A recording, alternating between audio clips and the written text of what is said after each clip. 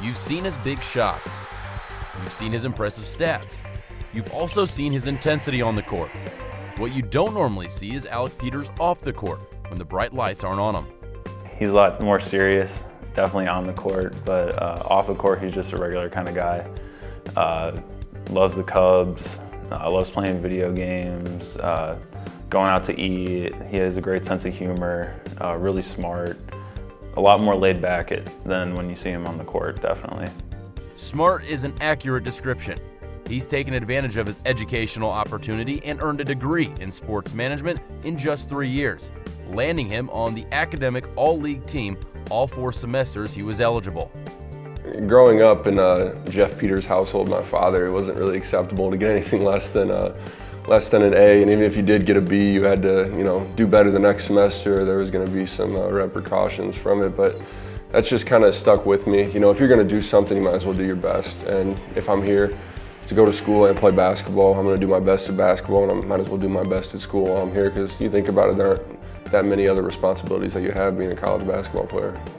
There were definitely some easier routes he could have gone. It's a challenging program, and he's been involved right from the start as a typical student. He's partnered up with everyone in different groups, so everyone knows him, and it's worked out just fine. I hope to, not just be an athlete that goes through life and just plays a sport, nothing else. I hope to learn along the way, so that ultimately when I hope to be a coach someday, I can kind of pick things up from the people that have helped me. I think it's been interesting to him to see what goes on away from the court, how other people maybe view him and his future, and how he can be prepared for things.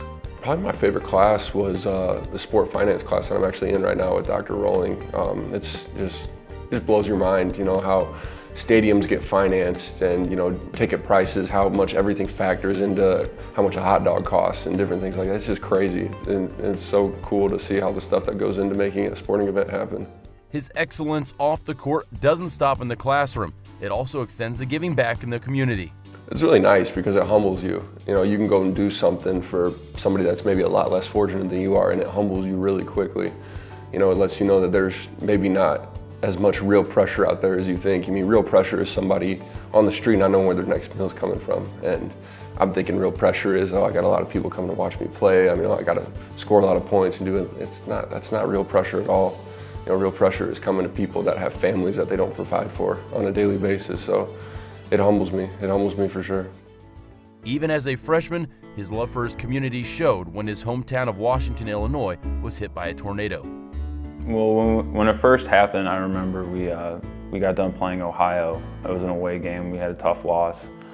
And he's always really shooken up after a loss. But this one more so than others, and you could just tell that kind of something was wrong. And I think I didn't really realize how big of an impact it was until we went there later that summer, just to kind of see the devastation that town had gone through. You could just see it in his eyes, obviously immediate tears, caring for his community back home, and then going to visit him later that summer, helping in the rebuilding process. And you could just see how special those people are to him and how much he felt them in their heart, in his heart. It was like a celebrity had come back. Everyone knew him. He was well respected with everyone in the community. And then he gave his time. He knew practically everyone that came up to talk to him. And then that just kind of shows you the person that he is. Like, he takes the time to meet with people, to talk to people, even if it was just for a few minutes. Like, you could tell that he definitely has a genuine care for the people in his town. All aspects of his life are deeply rooted to the values of the Peters family, including his leadership ability and his integrity.